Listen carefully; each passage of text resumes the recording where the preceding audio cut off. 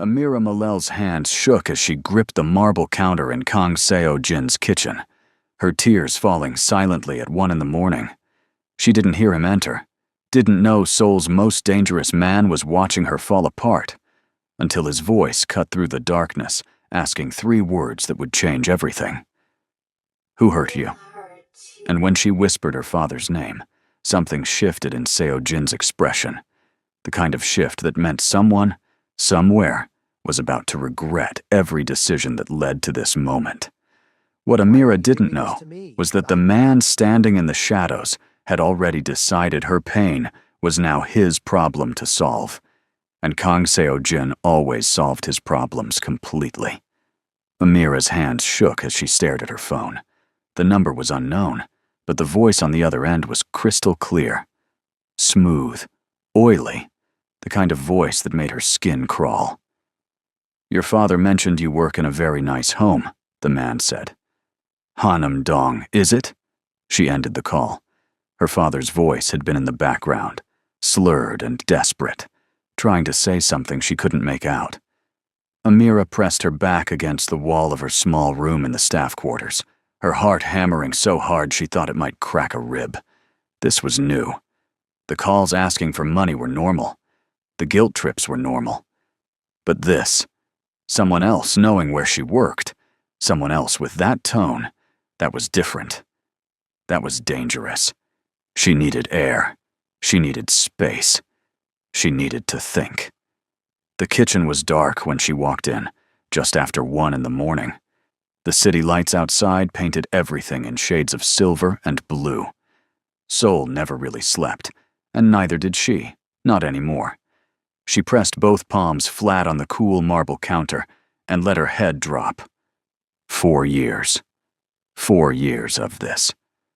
Her mother's face flashed in her mind, the way she used to smile while cooking in their old apartment in Itaewon, humming songs from back home in Tanzania. Grace Malel had made Korea feel possible. She had made everything feel possible. And then she got sick. And then she died. And then Amira's father, Julius, the man who once wore pressed suits and spoke 3 languages and moved their whole family across the world for a better life, that man disappeared too.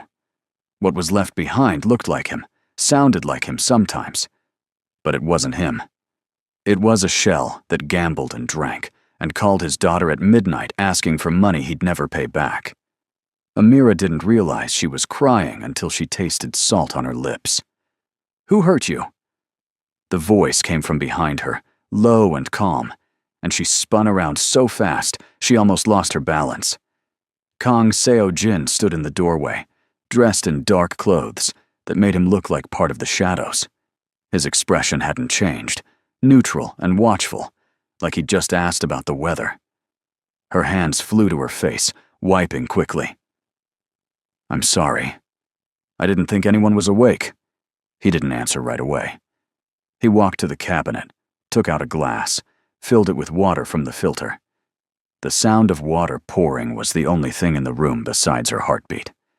He set the glass on the counter, not in front of her, just near her, close enough to reach. She straightened up, pulling herself together the way she'd learned to do. You don't fall apart in front of people, especially not in front of your employer, especially not in front of a man like Kang Seo-jin. "It won't happen again," she said. I didn't say anything. His voice was still low, the kind of quiet that made you listen closer instead of straining. He leaned against the opposite counter, arms loose at his sides, and just looked at her. Not judging, not dismissing, just present. She didn't know what to do with that. "I should go," she said. "You should drink that first." It wasn't a command.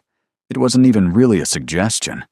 It was just stated, like a fact she hadn't considered yet. She picked up the glass because she didn't know what else to do, and took a sip. The water was cold and clean, and she hadn't realized how dry her throat was. He watched her drink, then asked again, quieter this time. "Who hurt you?" Not what happened. Not are you okay. Who hurt you? Like he already knew this wasn't about sadness or stress, but about a person on the other end of her pain. The words came out before she could stop them. My father. Something changed in his face. Not much, but if you were paying attention, really paying attention, you'd see the shift. His stillness went from neutral to focused, like a camera lens adjusting. What did he do? It wasn't a question. The period at the end of that sentence was doing all the work. It's a family matter, she said carefully. You're crying in my kitchen at 1 a.m. That doesn't make it your business. He paused, and for a second, something almost like approval crossed his face. No, he said, it doesn't. Then he reached past her, not touching, just close enough that she could smell whatever soap he used, clean and sharp, and moved the glass more directly in front of her. Drink that, he said again. And because she was tired, because it was 1 a.m, and her father had just turned her into collateral without even understanding what he'd done, because this man was standing in a kitchen with her instead of walking away like anyone else would have, she told him. Not everything. Not the 15 years her family had lived in Seoul, not her mother's death, not the 3 years of watching her father crumble.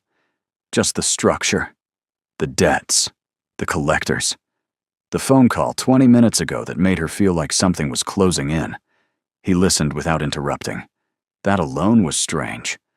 Most people jumped in halfway through, offered solutions or sympathy, or made it about themselves somehow. Seo Jin just listened, his eyes on her face, taking in every word like he was building a map in his head. When she finished, he was quiet for a long moment. Then he said, How long has he been doing this? Using you.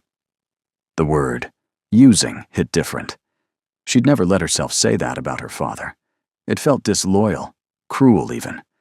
But hearing someone else say it, someone who didn't know Julius Malel when he was whole, it made the truth sharper. 4 years, she said. He nodded once, like he was confirming something he already suspected. If you're listening to this and wondering how a girl who grew up in Seoul ended up working as a housekeeper for a man the entire city whispers about, stay with me. This story goes places you won't expect. And hey, if you're feeling this so far, go ahead and like this video. Trust me, you'll want to remember where you saved this one. Seo Jin didn't comfort her. That was the thing she kept coming back to later, turning it over in her mind like a stone. He didn't pat her shoulder, or tell her it would be okay, or offer any soft words that would have felt like lies. He made tea. Didn't ask if she wanted it, just put the kettle on like it was the obvious next step. He moved through his own kitchen with the ease of someone who actually knew where things were, which surprised her. Men like him didn't usually make their own anything. He set the cup in front of her, steam rising between them. Lock your phone from unknown numbers, he said. Tonight. She almost laughed. Almost. That's your advice? Lock my phone? It's the part you can do right now. Practical, immediate, useful. She wrapped her hands around the cup and let the heat sink into her palms. Why did you stay? She asked. You could have just left the water and walked away. He was already turning to leave, giving her space, but he stopped. You would have had to cry alone, he said. Then he walked out. Amira sat in that kitchen for a long time after, holding a cup of tea that slowly went cold, trying to figure out what kind of man does that. What kind of man sees someone breaking and just stays? She didn't know it yet, but Seo Jin had already made a decision. Somewhere between her saying her father's name and her telling him about the phone call, something had clicked into place in his mind. He wasn't going to tell her. Not yet. But the decision was made. The next morning felt wrong. Amira woke up expecting awkwardness, expecting him to either pretend nothing happened or to treat her differently, with pity or distance. Instead, when she walked into the kitchen at 6, there was coffee already made. Still hot. He was gone, already out for whatever business men like him handle before the sun is fully up. But the coffee pot was full, and there was a clean mug next to it. Such a small thing. But her chest felt tight looking at it. She poured herself a cup and stood at the window, looking out at Seoul waking up. This city had been hers once, really hers. She'd grown up here, gone to school here, learned to navigate the subway system and the unspoken social rules. She used to meet friends in Hongdae, used to walk along the Han River at sunset, used to feel like she belonged. Now she felt like a guest in her own life. Her phone buzzed. She almost didn't look, but it might be her father, and if it was her father, she needed to know. The message was from an unknown number, but it wasn't the man from last night. The matter from yesterday is being handled. You won't receive those calls again. No name, no explanation. Her stomach dropped. She knew that tone, that efficiency. She looked at the coffee pot, still warm, and something clicked. What did he do? Seo Jin returned home around 8 that evening, earlier than usual. She heard the door, heard his shoes in the entryway, heard him speaking low into his phone in that voice that meant business, not pleasure. She waited until the call ended. Then she found him in his office, standing by the window with his back to the door. "What did you do?" she asked. He turned. His face was calm, unreadable. "You'll have to be more specific." "The text, the unknown number. What did you do?" "I made a phone call." "To who?" "Someone who finds information."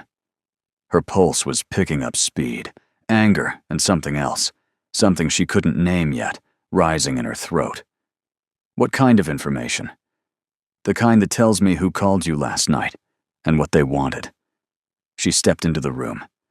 "You had no right." "You're correct." That stopped her. She'd expected him to defend himself, to justify it, to explain why he was right to interfere. Instead, he just stood there and agreed with her. "Then why?" she asked. "Because someone was trying to use you as leverage," he said, "and I was in a position to stop it." "That wasn't your decision to make." "No, it was mine anyway." The honesty was infuriating. She stared at him. This man who ran half the underground business in Seoul without breaking a sweat, who people crossed the street to avoid, who had just admitted he'd violated her privacy, and wasn't even pretending to be sorry about the action, only acknowledging her right to be angry. "Don't do that again," she said. "If someone comes for you again, I will." "Then ask me first." A pause.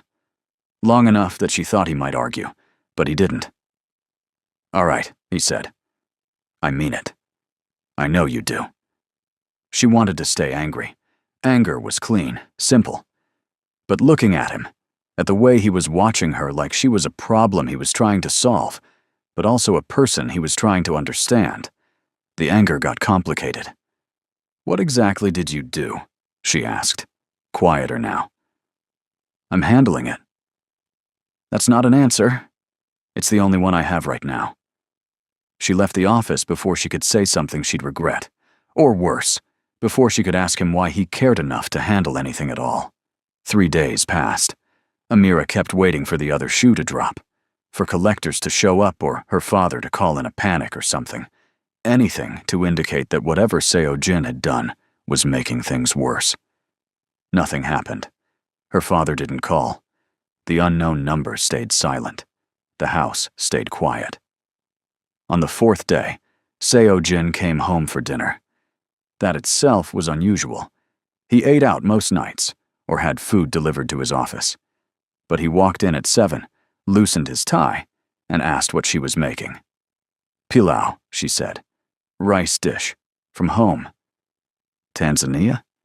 She nodded, surprised he remembered. "Can you make enough for 2?" he asked. She could. She did. And when she plated it, he told her to sit down. "I'm working," she said. "You made it. You should eat it hot." It wasn't a request from an employer. It was just a statement. An invitation, maybe? She sat. They ate in silence for a while. He didn't make small talk, and neither did she. But it wasn't uncomfortable. It was just quiet. "This is good," he said eventually. "Thank you." "Your mother taught you?" Her hand paused halfway to her mouth. Yes. He nodded and didn't ask anything else, like he understood that some doors you don't push open. You just acknowledge they're there. After dinner, he disappeared into his office, and she cleaned up. And the whole thing felt so strangely normal that it scared her a little. A week after the kitchen incident, her father called, not from an unknown number, from his actual phone. She answered warily. Amira. His voice sounded different, older, tired, but also clearer somehow. Appa, she said carefully. I need to tell you something. Here it comes, she thought. The next crisis. The next ask. I've been going to meetings, he said. For the gambling. There's a group in Mapo. They meet 3 times a week. She sat down slowly. Okay. And the debts. Someone bought them. All of them. I have a payment plan now. It's manageable. I can do it. Her heart was beating too fast. Who bought them? I don't know. Some company. They called it a restructuring. She closed her eyes. Appa, are you safe? Yes. I promise. I wanted you to know. You don't have to send money anymore. The relief and anger hit at the same time. Relief that he was safe, that maybe he was actually trying. Anger that someone had made this decision for her, about her life, without asking. Okay, she managed. That's good. I'm sorry, he said quietly. For all of it. I'm sorry. She didn't know what to say to that, so she just said, I know. After they hung up, she sat in her small room staring at the wall. Then she got up and went to find Seo-jin. He was on the terrace, phone in hand, but not actively using it, just standing there looking at the city. She walked out and he turned. You went to my father, she said. Not a question. He didn't treat it like one. Yes. Without telling me, yes. She moved closer. I didn't ask you to do that. I didn't ask you for anything. I know. Then why? He looked at her for a long moment. Because someone was building a system to use you, and I could dismantle it. So I did. You had no right. You're correct. There it was again. That infuriating honesty. Don't make decisions about my life without asking me, she said. If someone threatens you again, I'll do what I think is necessary. Ask me first. Another pause. His eyes hadn't left her face. All right, he said. You already said that once. This time, I mean it the way you need me to mean it. She didn't know what to do with that. With him. With any of this. He's trying, Seo-jin said quietly. Your father. I thought you should know that. Something in her chest cracked a little. She nodded, not trusting her voice. Amira. She looked up. I won't apologize for protecting you, he said. But I will apologize for doing it without asking if you wanted protection. It was such a specific distinction. Such a carefully drawn line. She studied his face, looking for manipulation or performance. But all she saw was someone trying to be honest in the only way he knew how. Okay, she said finally. Okay? Don't do it again without asking. I won't. She turned to go back inside, but stopped at the door. Thank you for whatever you did. I'm angry about how you did it, but thank you. He nodded once. She went inside, and Seo-jin stayed on the terrace, looking at the place where she'd been standing, and realized he was in trouble. The kind of trouble that didn't have an easy solution. 2 weeks slid by. Amira's father called twice more, both times sober, both times just to check in. It felt surreal.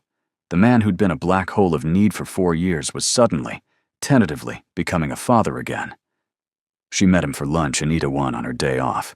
He looked thinner, older, but his eyes were clearer. They sat across from each other in a small cafe that served Tanzanian food, the kind of place her mother used to love, and it hurt and helped in equal measure. You look good, he said. You look sober.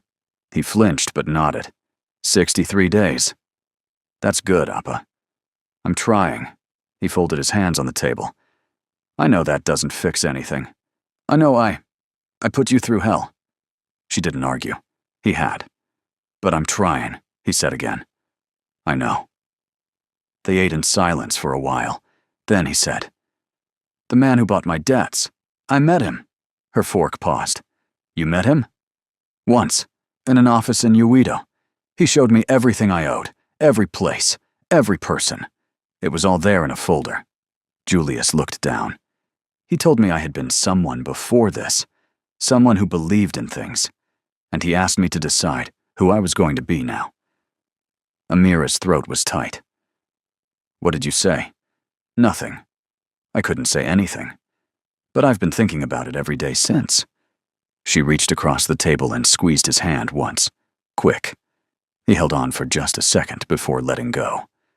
"Who was he?" she asked, even though she knew. "Kang, Seo Jin." Hearing her father say the name out loud made it real, in a way it hadn't been before. "He's your employer, isn't he?" Julius asked. "Yes." He didn't do it kindly, but he did it clearly. I needed clear. She nodded. She understood that. After lunch, she took the subway back to Hanam-dong, watching Seoul pass by through the windows. Her city, still hers, maybe becoming hers again in a new way. When she got back to the penthouse, Seo Jin was in the living room, reading something on his tablet. He looked up when she came in. "How was lunch?" he asked. "You know I had lunch with my father. You asked for the afternoon off 2 days ago. You don't usually ask for time off, I assumed." She set her bag down. "Do you keep track of everything?" "Most things." "That's unsettling." "I know." She almost smiled. "Almost." "He told me you met him." "I did." "What you said to him, about deciding who he was going to be. He's been thinking about it." Seo Jin set the tablet down. "Good. Why did you do it that way? You could have just, I don't know, paid the debts and been done." "Because your father isn't a bad man. He's a man who made bad decisions after something broke inside him. Those are different things." She stared at him. "How did you know that?" "I read people for a living." "That's a very kind way to describe what you do." His mouth quirked, just barely. "I have my moments." She sat down on the opposite end of the couch, not close, but not distant either. "I'm still angry you did it without asking." "I know. But I'm also grateful." "I know that too." They sat there as the afternoon light shifted through the windows, and Amira realized that somewhere in the last few weeks, Seo Jin had stopped being just her employer. She didn't know what he was now, but it was something different, something more complicated. "I'm making dinner tonight," she said. "Beef stew, Korean style, the way my mother used to make it." She made Korean food? She learned. Said if we were going to live here, she should cook here. Amira's voice softened. She was good at making anywhere feel like home. She sounds like she was remarkable. She was. Seo Jin stood up. "I'll be home for dinner." "You don't have to." "I know." He left the room, and Amira sat there, hands folded in her lap, feeling something shift in her chest that felt dangerous and warm and inevitable all at once. Dinner became a regular thing. Not every night, his schedule didn't allow for that. But 3, sometimes 4 times a week, he'd come home and they'd eat together. Sometimes they talked, sometimes they didn't. But the silence stopped feeling awkward and started feeling comfortable. One evening, about a month after the kitchen incident, Amira was chopping vegetables when he came in and just sat on one of the bar stools at the counter, watching. "Don't you have work?" she asked. "I'm taking a break." "You don't take breaks." "I'm trying something new." She glanced at him. He was still in his work clothes, but he'd lost the jacket somewhere and rolled his sleeves up. He looked almost relaxed. It was strange on him. "What?" he asked, catching her look. "Nothing. You just look different." "Different how?"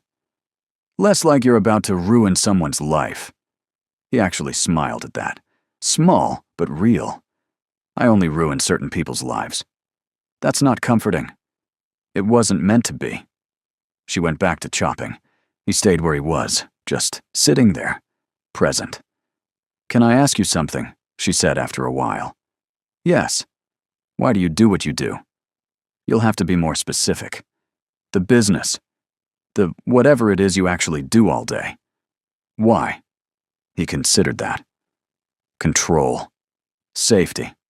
Power over the things that used to have power over me. She hadn't expected honesty. "What used to have power over you?" "Poverty.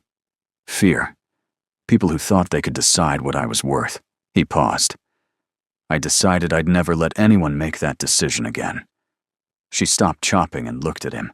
Really looked. "How old were you?" 12 when I figured it out. 16 when I did something about it." "That's young." "Desperation ages you fast." She understood that more than she wanted to. "We're going to leave them here for just a second, standing in that kitchen, because what comes next changes everything.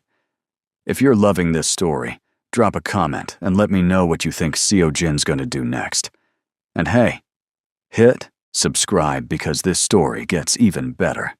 I promise you don't want to miss what happens." A week later, Amira got a call from an unknown number. Her stomach dropped, old fear rising fast, but she answered because she'd promised herself she wouldn't hide anymore. "Is this Amira Molel?" A woman's voice, professional, crisp. "Yes. I'm calling from Seoul National University Hospital. Your father is here." Her vision narrowed. "What happened?" "He collapsed at a recovery meeting. He's stable now, but he's asking for you." She was moving before the call ended, grabbing her jacket, her bag, her phone. She ran into Seo Jin in the hallway. He took one look at her face. "What happened?" "My father. Hospital. I have to go." "I'll drive you." "You don't have to." "I'm driving you." It wasn't a discussion. 5 minutes later, they were in his car, moving through Seoul traffic with the kind of speed that came from knowing which rules you could break and which ones actually mattered. "Which hospital?" he asked. "Seoul National. Jongno-gu." He nodded and made a call. Rapid Korean. Too fast for her to fully follow in her panic. When he hung up, he said, "They're expecting you. You won't have to wait." She didn't ask how he arranged that. She just nodded, hands twisted together in her lap. He glanced at her.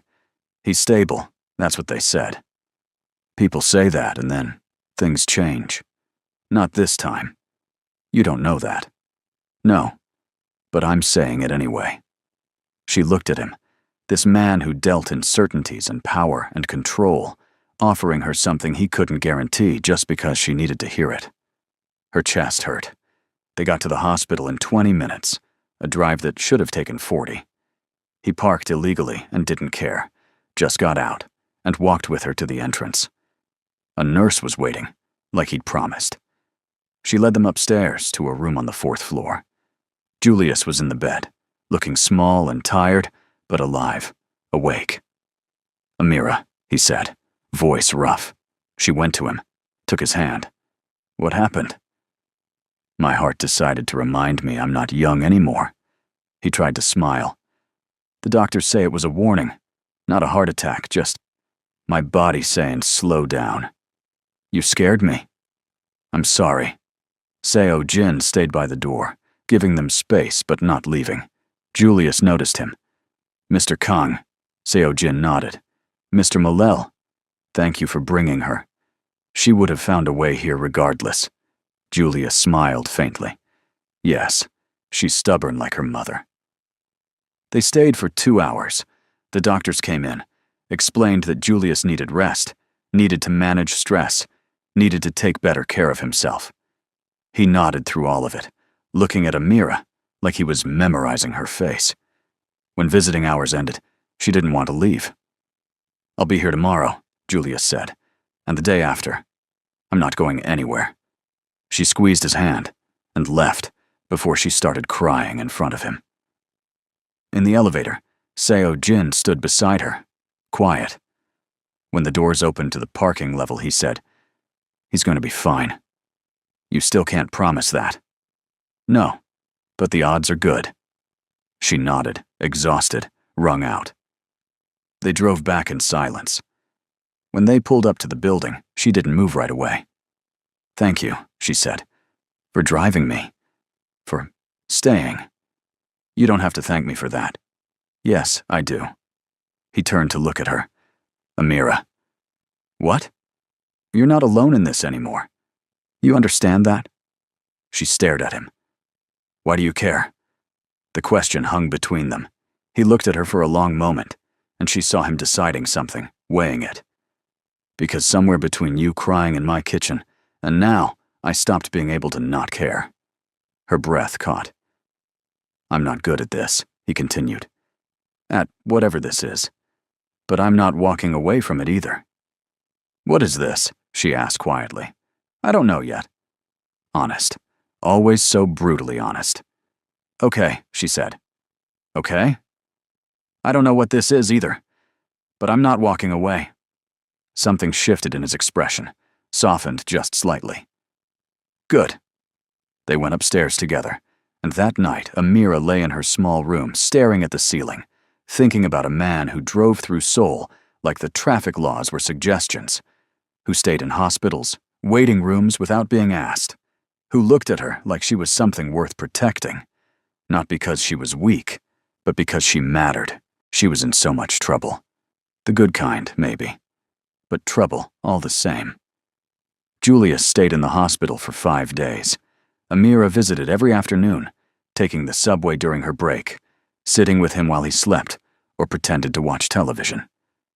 Seo Jin drove her twice more, not asking if she needed it, just appearing with his car keys when she was getting ready to leave. On the 3rd day, Julius was awake and more alert when she arrived. He had color back in his face. "You look better," she said, settling into the chair beside his bed. "I feel almost human." He shifted against the pillows. "The doctors say I can go home tomorrow if my blood pressure stays stable." "That's good." "Amira, I need to ask you something." Her stomach tightened. Old habits. "What?" "When I get out, I'm going to need help, not money," he added quickly, seeing her expression.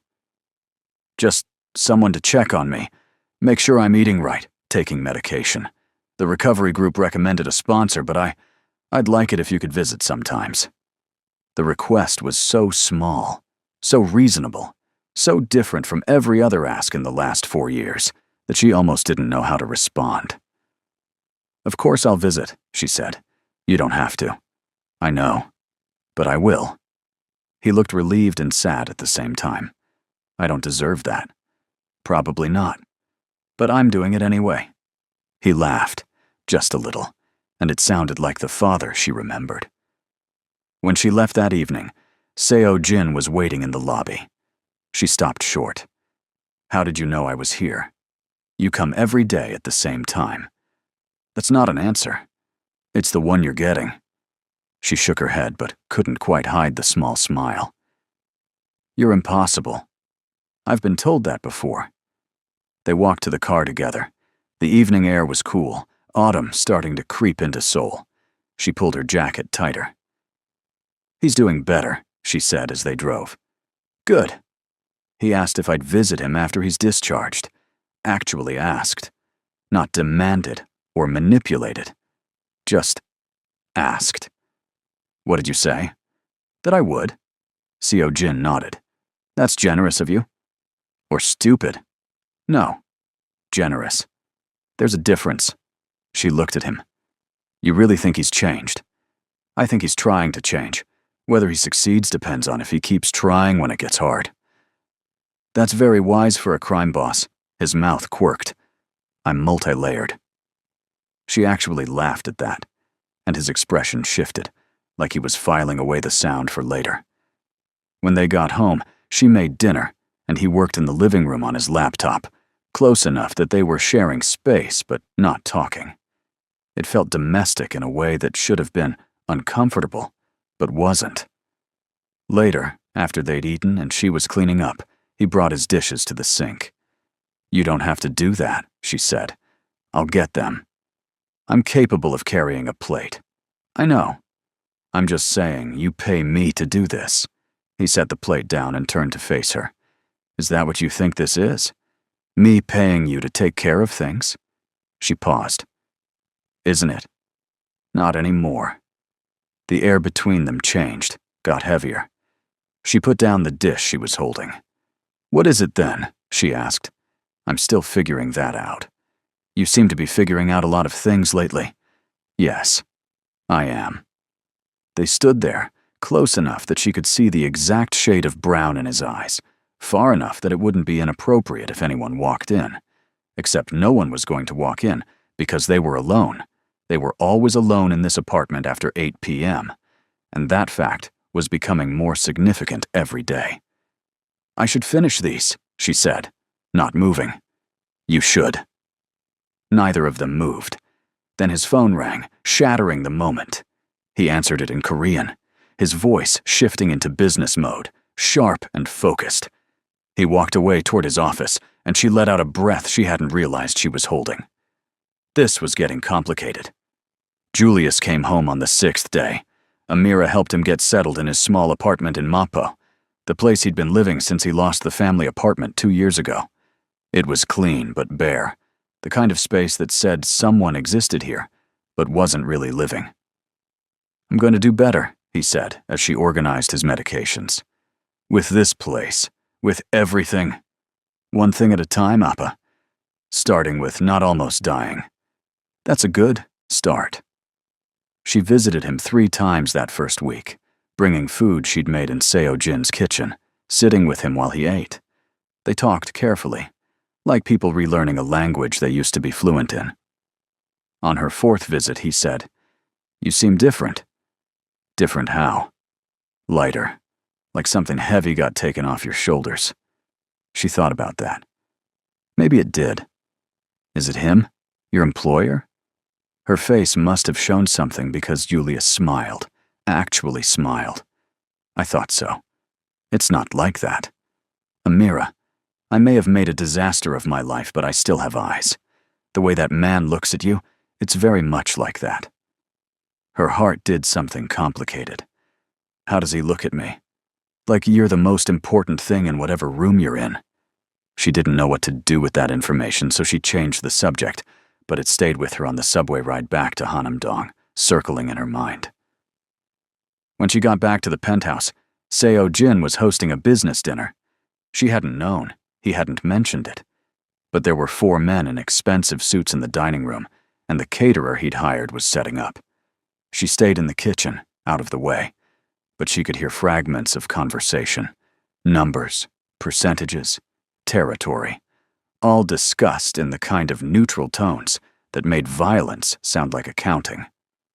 One of the men said something in Korean too fast for her to catch, and the others laughed.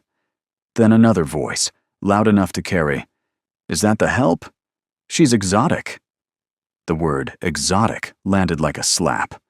Before she could decide if she'd actually heard it or imagined it, Seo Jin's voice cut through, cold as winter.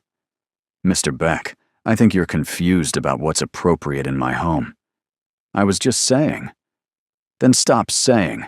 In fact, I think this meeting is finished. We haven't discussed the Busan situation. We'll discuss it another time. Leave. There was a pause, the kind where everyone was recalculating. Then the sounds of chairs pushing back, low apologies, the shuffle of people leaving quickly. Amira stayed very still in the kitchen. 5 minutes later, Seo Jin appeared in the doorway. His expression was controlled, but she could see tension in his shoulders. I'm sorry you heard that, he said. It's fine. It's not fine. It was disrespectful. People say worse on the subway. Not in my home, they don't. She turned to face him fully. You threw them out. Yes. You were in the middle of business. I don't care. You ended a meeting because someone made a comment about me. Yes. She stared at him. Why would you do that? He crossed the kitchen, not stopping until he was close. Too close for this to be anything other than what it was. Because you're not the help. You're not exotic. You're not a thing to be commented on by men who should know better. Then what am I? You're Amira. And you live here. And anyone who can't speak about you with respect doesn't get to stay in this apartment." Her breath caught. "Seo Jin." "What?" "You're standing very close." "I know. People might get the wrong idea." "What if it's not the wrong idea?" Oh. The door buzzer rang, breaking the moment. The caterer, apologizing for the interruption, asking if they should continue with the food prep or pack up. Seo Jin stepped back, the professional mask sliding into place. "Pack it up. Bill the full amount to my account." When the caterer left, he turned back to Amira, but the moment had shifted. "I have calls to make," he said. "Okay." He left, and she stood in the kitchen trying to remember how to breathe normally. What if it's not the wrong idea? That week, something changed in how they moved around each other. More aware, more careful, like they were both trying not to touch a live wire, but couldn't stop getting close to it. He started working from home more. She'd find him in the living room at odd hours, laptop open, but his attention would shift when she walked by. She started cooking more elaborate meals, things that took time, that filled the apartment with smell and warmth. He always came when the food was ready. They were circling each other, testing boundaries neither of them had named yet. On Thursday evening, she was making kimchi jjigae, the kind her mother used to make, when Seo Jin came home early. Actually early, not just earlier than midnight. "You're home," she said, startled. "I live here. You know what I mean." He loosened his tie. "I decided the meeting could happen without me." "You never decide that." "I'm trying something new." There was that phrase again. "I'm trying something new." It seemed to cover a lot of territory lately. He sat at the counter while she cooked, the same way he'd done before, just present. But this time, she was hyper-aware of him, of the space between them, of every look. "Can I ask you something?" she said, not turning around. "Yes." "What you said the other night about it not being the wrong idea, did you mean that?" Silence. Long enough that she turned to look at him. His expression was serious. "Yes. We're employer and employee." "I know. That's complicated." "I know that too. People would talk. People always talk." She set down the spoon. "I need to understand what you're saying." He stood up, came around the counter. Not touching, but close. "I'm saying that somewhere in the last 2 months, you stopped being someone who works for me and became someone I can't stop thinking about. I'm saying I look for reasons to come home because you're here. I'm saying that when you laugh, actually laugh, it's the best sound in my day." Her heart was beating so fast it hurt. "Seo Jin." "I'm saying I don't know what to do about any of that, but I'm tired of pretending it's not happening. Before you find out what Amira says next, let me know in the comments if you saw this coming or if I caught you off guard. And if you're feeling this story, share it with someone who loves a good romance. Trust me, they'll thank you later." She looked at him, really looked, at this man who'd rearranged her entire life without asking permission, who'd protected her father while holding him accountable, who stood in kitchens at 1 in the morning and made tea instead of offering empty comfort. "I think about you too," she said quietly. "More than I should." "How much should you think about me?" "Significantly less than I do." Something in his expression softened. "That's inconvenient." "Very. What do we do about it?" "I don't know." They stood there, the kimchi jjigae bubbling on the stove behind her, Seoul spreading out in lights beyond the windows, and Amira felt like she was standing on the edge of something she couldn't take back. "I should finish cooking," she said. "Okay." Neither of them moved. Then, slowly, carefully, he reached out and tucked a strand of hair behind her ear. The gesture was so gentle, so deliberate, that her eyes closed for just a second. "We should figure this out," he said. "Yes." "Soon." "Yes."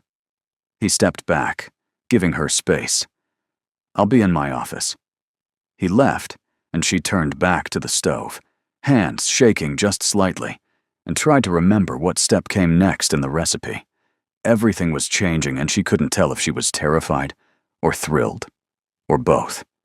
The next morning, she woke to a text from an unknown number. Her stomach dropped, old fear rising. But when she opened it, the message was simple. Your father missed his meeting yesterday. Thought you should know. Lee Junho. Lee Junho. C.O. Jin's right-hand man, the one who'd apparently been keeping tabs on Julius's recovery without her knowing. She called her father immediately. He answered on the fourth ring, voice groggy. Amira, you missed your recovery meeting. A pause. How did you know that? That's not the point. Why weren't you there? I wasn't feeling well. Appa, I'm fine, just tired. The medication makes me sleepy. She wanted to believe him. She also knew better than to believe too easily. I'm coming over.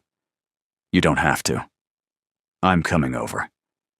She threw on clothes and headed out, texting Seo Jin that she'd be gone for a few hours.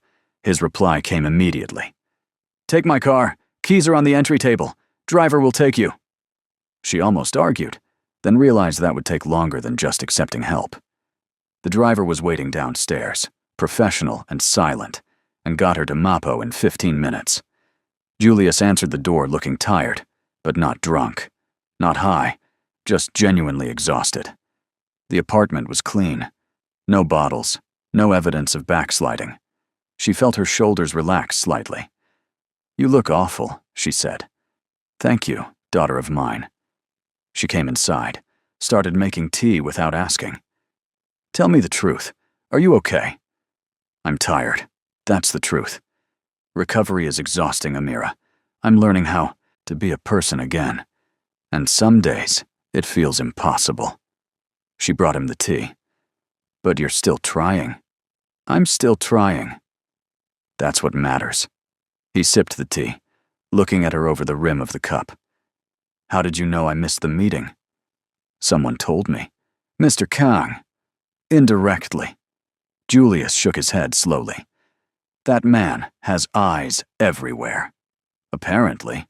He cares about you, more than he probably should. She didn't argue. He's keeping tabs on your recovery. I noticed. Someone from his organization checks in twice a week. Very subtle, very polite. Making sure I'm not falling apart. Julius set down his cup. Most people who loan money the way he did, they don't care if you're actually recovering. They just want their payments. He's different. He is.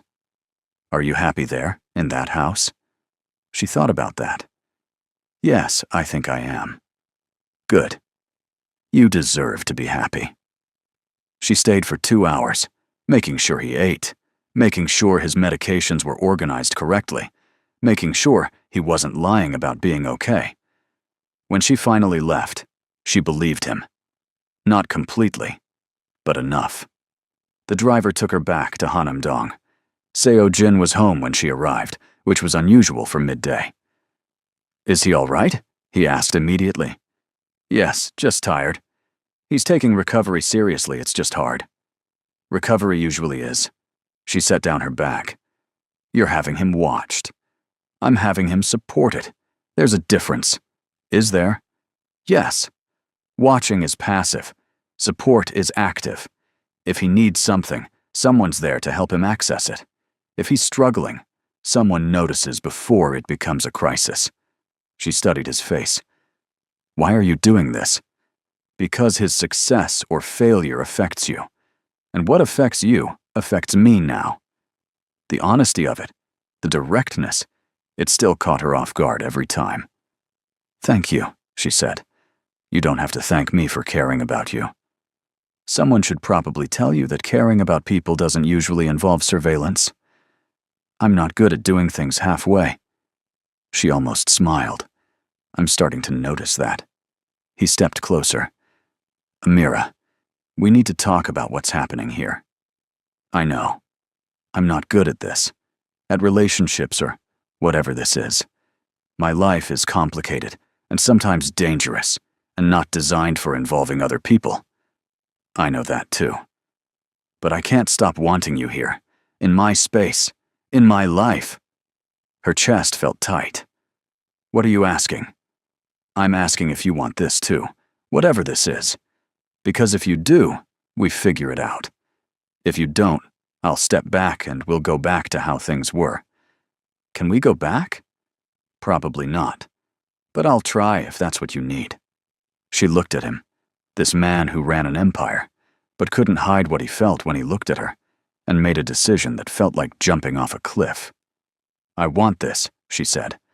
I don't know what it looks like or how it works, but I want it. Relief crossed his face so clearly it made her heart hurt. Okay. We'll figure it out as we go. That's not much of a plan. It's the only one I have. She laughed, surprising herself. You run a criminal empire, and this is your planning strategy?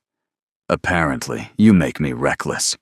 He reached for her hand, just holding it, his thumb brushing across her knuckles. Such a small gesture, but it felt enormous. We have to be careful, she said. People can't know. It could put both of us at risk. I know. And I'm still going to do my job. I'm not going to be seen as someone who's here because of this. I wouldn't expect anything less. And if this doesn't work, if it gets too complicated, we need to be able to walk away without destroying each other. His hand tightened slightly on hers. Agreed. Though I don't plan on walking away. You can't promise that. No. But I'm saying it anyway. They stood there, hands linked, and Amira felt the ground shift beneath her in a way that was terrifying and right at the same time. I should make lunch, she said. You should. Are you going to let go of my hand? Not yet. Seo Jin. 1 more minute. So she gave him 1 more minute, and then another. And when he finally let go, it felt like loss and promise tangled together. That week, they learned how to be whatever they were becoming. Carefully, quietly, in the spaces between her work and his business. He'd find reasons to be in the kitchen when she was cooking. She'd bring him tea in his office without being asked. They'd have dinner together every night he was home, talking about everything and nothing.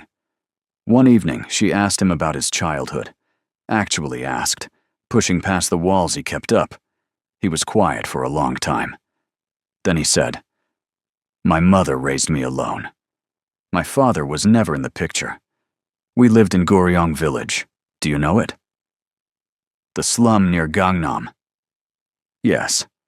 Right next to some of the wealthiest neighborhoods in Seoul, we lived in sheet metal houses and shared bathrooms. His voice was even, but she could hear the old anger underneath. She worked 3 jobs. I barely saw her. When I was 12, she got sick. Couldn't afford the hospital. She died over 6 months because we couldn't pay for treatment. Amira's throat was tight. I'm sorry. I decided then that I would never be powerless again.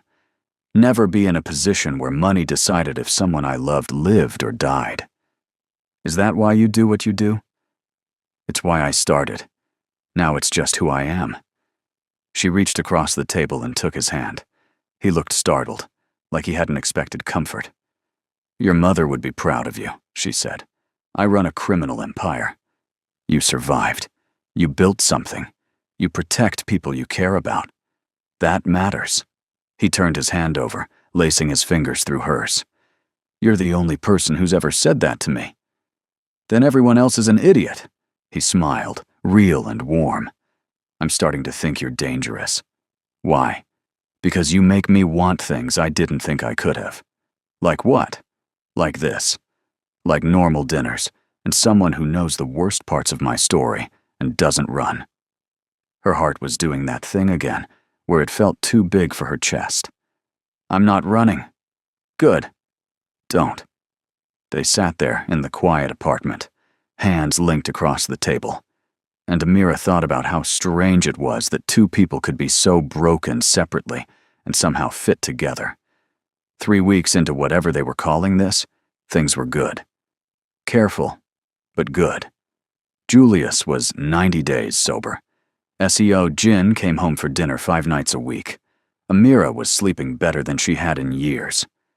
Then Lee Junho showed up at the apartment at 7 in the morning looking tense. Amira opened the door, surprised. Junho was always polite but distant. Seeing him at the door this early meant something was wrong. "Is Mr. Kang here?" he asked. "In his office." Junho moved past her with barely a nod. She heard the office door close, then low voices. Not quite arguing, but intense. 20 minutes later, Seo Jin emerged. His face was carefully blank, but she'd learned to read the tension in his shoulders. "What's wrong?" she asked. "Business complication. I have to handle something." "How bad?" He paused. This was new territory for them, him telling her about his work. "Bad enough that I'll be gone for a few days, maybe a week." Fear shot through her. "Is it dangerous?" "Amira, don't lie to me." He came to her, put his hands on her shoulders. "It's not about violence. It's about territory and money and old agreements that someone's trying to renegotiate. I have to go to Busan, meet with some people, remind them why renegotiating is a bad idea." "That sounds dangerous." "It's necessary." "That's not the same thing." He pulled her closer, his forehead resting against hers. "I'll be careful. I promise." "You can't promise that either." "I'm promising anyway." She grabbed the front of his shirt, holding on. "Come back." "I will." "Seo Jin, I mean it. Come back." He kissed her forehead, gentle and deliberate. "I will. I promise." Then he was gone, and the apartment felt too big and too quiet, and Amira tried very hard not to think about all the ways promises could break. 4 days passed without word from Seo Jin. Amira knew he was alive because Lee Junho sent brief texts. "He's fine. Meeting went well. Still in Busan." Then nothing for another day. She tried to keep busy. Cleaned the apartment twice. Visited her father, who immediately noticed something was wrong. "You look worried," Julius said. "I'm fine." "Amira, I may be in recovery, but I still know my daughter." "What's wrong?" She sat down heavily. "Seo Jin's in Busan. Business. He's been gone 4 days, and I haven't heard from him." Julius's expression shifted. "Does he usually check in?" "We usually talk every day." "Oh, so it's like that now." She rubbed her face. "Yes, it's like that. And you're worried something happened. His work is dangerous, Appa. People don't go to Busan for friendly conversations in his line of business." Julius was quiet for a moment. "He's smart, and from what I've seen, very careful. He'll come back. Everyone keeps saying that. Because it's true." She wanted to believe it. She tried to believe it. But the silence was eating at her. On the 5th day, she got a call from a number with a Busan area code. Her hands shook as she answered. "Hello? Amira Molel?" A man's voice, unfamiliar, speaking Korean with a thick Busan accent. "Yes." "I have a message from Kang Seo Jin. He said to tell you he'll be home tomorrow evening and he's sorry for the delay." Relief flooded through her so fast she felt dizzy. "Is he okay?" "He's fine. The negotiations took longer than expected. He wanted you to know he's safe." The call ended. She sat down on the floor right where she was standing, legs suddenly weak, and let herself feel the fear she'd been holding back for 5 days. He was okay. He was coming home. Seo Jin walked through the door at 8 p.m. the next day, looking exhausted. There was a bruise on his jaw that hadn't been there when he left, and his suit jacket was missing. Amira was in the kitchen. She heard the door, heard his footsteps, and turned to find him standing in the doorway watching her. For a second, neither of them moved. Then she crossed the space between them and wrapped her arms around him, holding tight. He went still for just a moment, surprised. Then his arms came around her, and he pulled her closer. "I'm okay," he said quietly. "You have a bruise." "Minor disagreement." "That's a terrible euphemism." "It's accurate." She pulled back enough to look at his face. "What happened?" "Someone thought they could push boundaries.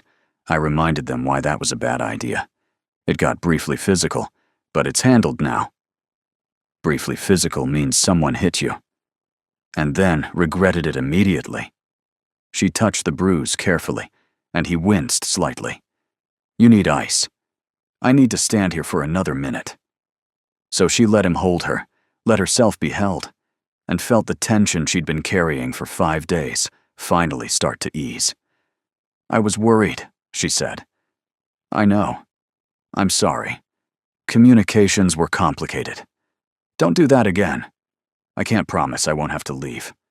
Then promise you'll tell me you're okay, even if it's just a text.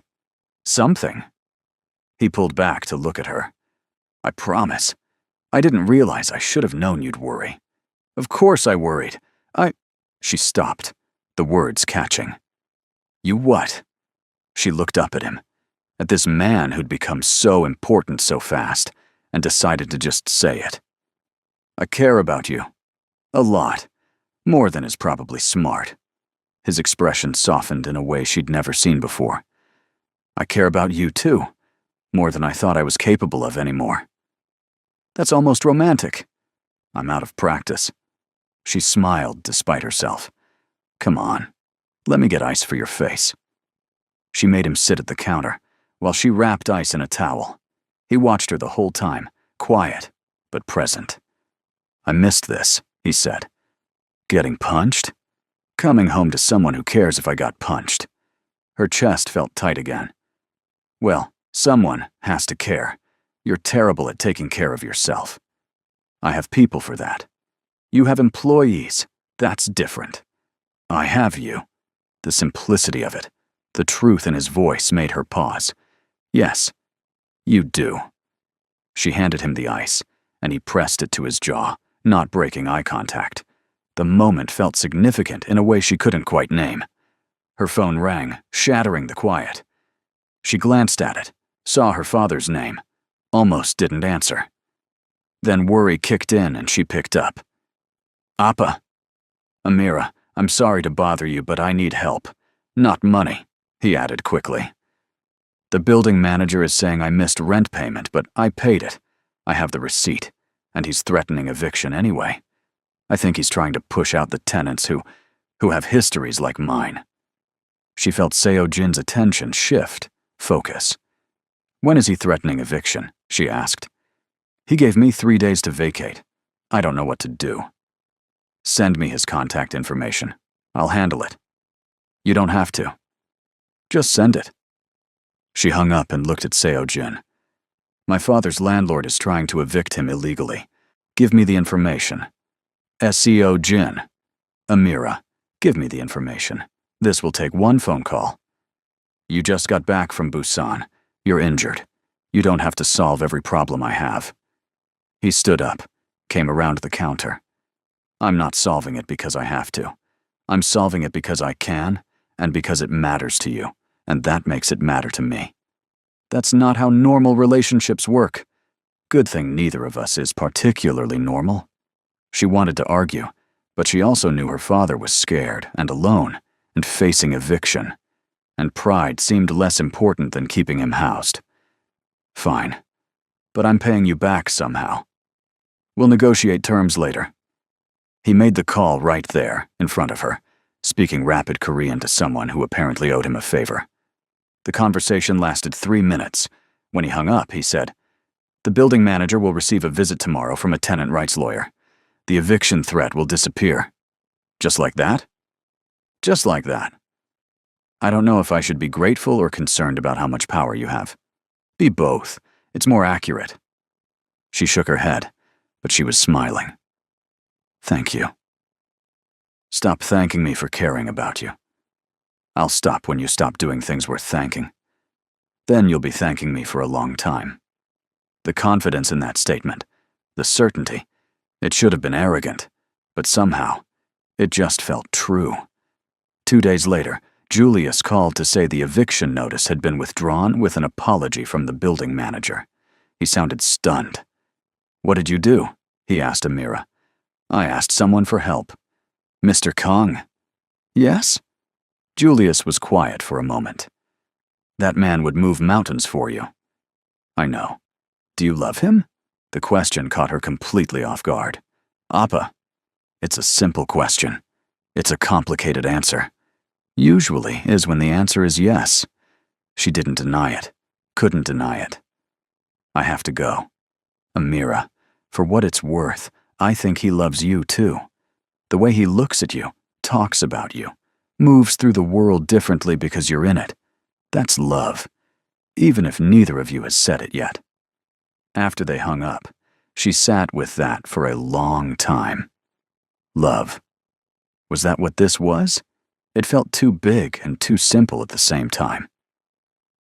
That evening, Seo-jin came home early again, becoming a pattern now.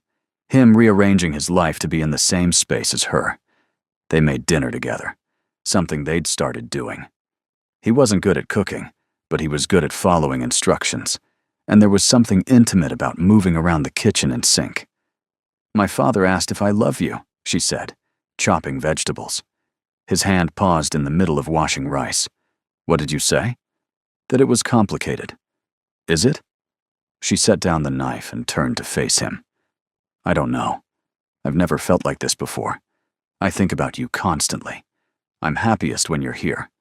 I was terrified the entire time you were in Busan. If that's love, then yes, it's probably love. But saying it feels enormous." He dried his hands slowly, came to stand in front of her. "I've spent 20 years building walls, making sure I didn't need anyone, didn't let anyone close enough to matter. Then you cried in my kitchen at 1 in the morning, and everything I thought I knew about what I wanted stopped making sense. Seo-jin, I don't know if I'm good at love. I don't know if I even know how to do it properly. But I know that you're the first thing I think about when I wake up, and the last thing I think about before I sleep. I know I rearranged my entire schedule just to eat dinner with you. I know that when you laugh, it feels like winning something important." Her eyes were stinging. "That sounds like love. Then I love you, however imperfectly, however much I'm probably going to mess this up. I love you." The words hung between them, huge and fragile and real. "I love you too," she said. "Even though you're bossy and overprotective, and you solve problems by making phone calls to people I probably don't want to know about. Those are some of my best qualities." She laughed, and he smiled, and then he was kissing her. Gentle at first, careful, then deeper when she pressed closer. It felt like coming home and jumping off a cliff at the same time. When they finally pulled apart, both breathing hard, he rested his forehead against hers. "We're doing this," he said, apparently. "No more hiding, no more pretending this is casual. Okay, people will talk. Let them. My world is dangerous. I know. And you're staying anyway. I'm staying anyway." He kissed her again, and the rice boiled over on the stove, and neither of them cared. I'm going to pause this story right here for just a second, because what comes next is the kind of beautiful you're going to want to remember. If you've been loving this journey, do me a favor and hit that subscribe button. Stories like this take time to create, and your support means I can keep bringing you more. Now let's get back to Amira and Seo-jin. The next few weeks felt like learning a new language. They were still figuring out how to be together, what it looked like when a crime boss and a housekeeper decided they were in love. She still did her job, insisted on it actually, because the work mattered to her. But now he'd come home and find her cooking, and just wrap his arms around her from behind, resting his chin on her shoulder, while she worked. "You're in my way," she'd say. "I know." And he wouldn't move. They had their first real fight 3 weeks in. He'd made a decision about her father's care without asking, setting up a private doctor for Julius's follow-up appointments. "You did it again," she said, angry. "He needs better care than the public clinic. That wasn't your decision. I'm trying to help. By taking away my choices, I told you to ask me first." He was quiet, jaw tight. Then, carefully, "You're right. I'm sorry. I should have asked." The apology surprised her enough that her anger deflated. "Thank you. I'm not good at asking permission. I'm used to just fixing things. I know. But I need you to try. I will." And he did. Started asking before solving. Started checking in before making decisions that affected her life. It wasn't perfect, but it was effort. Real effort. And that mattered. Julius's health continued to improve.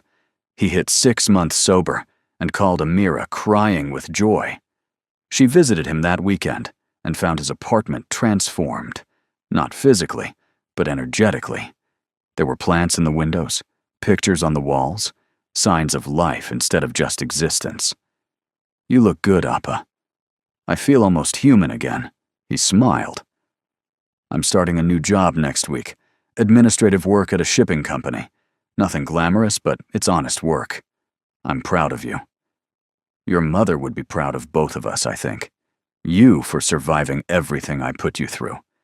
Me for finally getting my act together." They had lunch together, actually comfortable now. The careful distance finally easing into something that felt like family again. "Will you bring him next time?"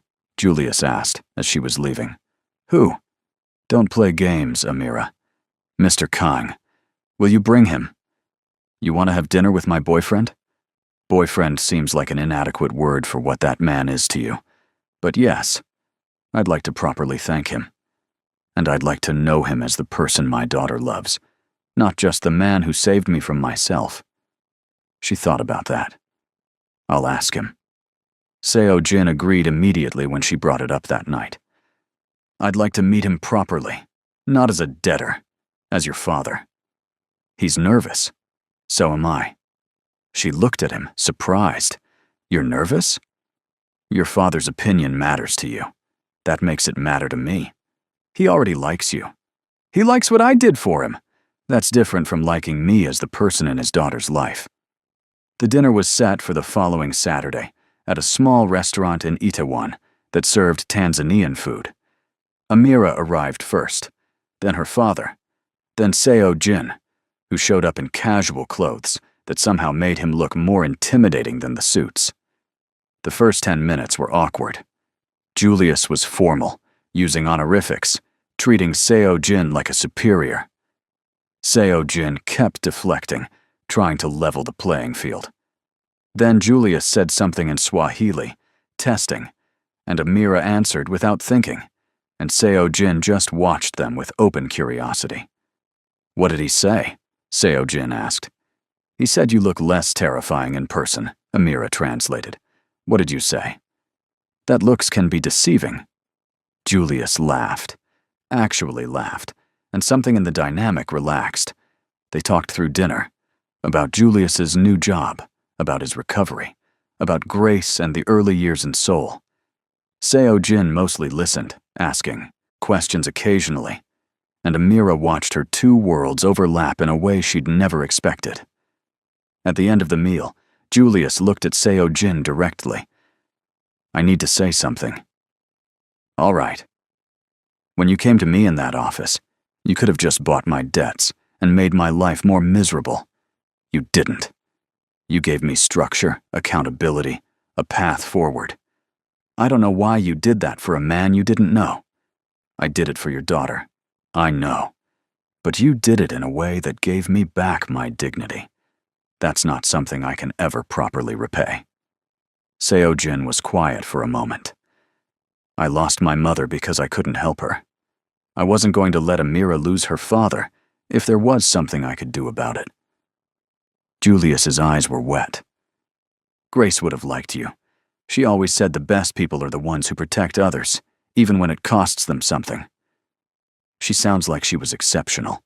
"She was." Julius looked at his daughter. "Amira is exactly like her." The rest of the dinner was easier, warmer. When they said goodbye outside the restaurant, Julius hugged Amira tight. "You did good," he whispered. "He's a good man under all that power." "I know. Be happy, Mpenzi. You've earned it." In the car on the way home, Seo Jin was quiet. "That went well," Amira said. "Your father is stronger than I expected. He's trying to be. It's working." Seo Jin reached over and took her hand. "Thank you for letting me be part of that. He's part of my life. You're part of my life. It makes sense that you'd meet. Still, thank you. She squeezed his hand. You were nervous for nothing. Maybe. But it mattered. When they got home, Amira realized something. The apartment didn't feel like Seo Jin's place anymore, where she happened to work and live. It felt like theirs. Shared space. Shared life. That night, curled up on the couch together, she said, I need to ask you something. What? What happens long term? With us? I'm still technically your employee. That's complicated. He was quiet, thinking. What do you want to happen? I want to keep working. Not necessarily as a housekeeper, but I need my own income, my own purpose. I can't just be the person who lives in your house. Okay. Okay. You want to work. You work. You want to find something different. We'll figure it out. You want to go back to school, start a business, whatever it is. We'll make it happen. Just like that. Amira, I don't want to own your life. I want to share it. That means you get to decide what your life looks like. She sat up to look at him properly. You mean that? Yes. Even if it's complicated? Especially if it's complicated. Nothing about us has been simple so far. Why start now? She kissed him, long and slow and grateful. When she pulled back, she said, I love you. I love you too. Even when I'm difficult. Especially then. 3 months later, Amira enrolled in a business management program at a university near Gangnam. She'd been thinking about it for weeks, turning over the idea of actually finishing her degree, the one she'd abandoned when her mother got sick. Seo Jin encouraged it immediately, offered to pay for it, then backed off when she insisted on using her own savings. Let me contribute something, he'd said. You contribute by being supportive. That's enough. She still worked in the apartment, but differently now. Less like staff, more like someone who lived there and happened to enjoy cooking. They hired a cleaning service for the heavy work. She focused on school and meals and building something that felt like a real future. Julius hit his 1-year sober anniversary. They celebrated at the same Itaewon restaurant, this time with Seo Jin included from the start. No awkwardness. Julius had been promoted at his job, had started attending church again, looked 10 years younger than he had a year ago. I'm moving, he announced over dinner. Amira's stomach dropped. Where? Just to a better apartment, in Yongsan. The company is helping with relocation for some of the senior staff, and I qualified. He smiled. It has 2 bedrooms. I thought maybe you could visit and actually stay sometimes. Relief flooded through her. I'd like that. Both of you, Julius added, looking at Seo Jin. You're welcome anytime. Thank you, Seo Jin said, and meant it. Life settled into something that felt sustainable. Amira excelled in her classes. Seo Jin's business continued, still dangerous, but more stable. They learned each other's rhythms, learned how to fight and make up, learned what forever might actually look like. One evening, almost a year after that first kitchen scene, Amira was making tea when Seo Jin came home. He'd been gone all day, some meeting in Gangnam, and walked in looking thoughtful. She heard him come in, but didn't turn around, too focused on getting the temperature right. He came into the kitchen and did what he always did now, wrapped his arms around her from behind, chin on her shoulder. You're in my way, she said, smiling. I know. He didn't move, just held her. While the tea steeped, Seoul spread out in lights beyond the windows, the whole city quiet and alive at the same time. I was thinking, he said, dangerous.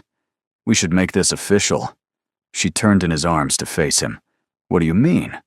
I mean, I want to wake up next to you every morning with certainty, not just because we happen to live in the same place. I want your name on everything that's mine. I want the whole world to know that you're the most important thing in my life. Her heart was beating very fast. Seo Jin, I'm not doing this properly. I don't have a ring. I didn't plan some elaborate moment.